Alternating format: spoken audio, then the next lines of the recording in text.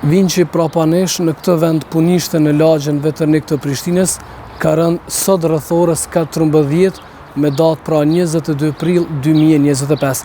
Derisa nuk raportohet për të lënduar, dëshmitarët prapa kamerës tanë se në vendin ku ka rënë Vinçi kanë qenë duke punuar disa punëtor. Ndërkohë prokuroria e Prishtinës ka nisur hetimin dhe rasti është iniciuar si shkaktim i rrezikut të përgjithshëm.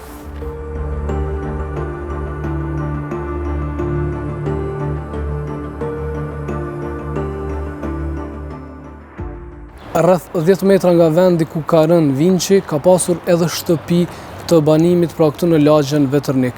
Ndërkohë për pasojë rruga Shkupi ka mbetur e bllokuar për disa orë.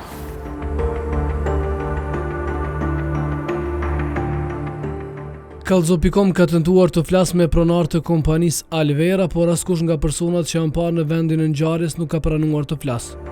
Kurse numri i telefonit i cili figuron në vend punishte nuk ishte i qasshëm.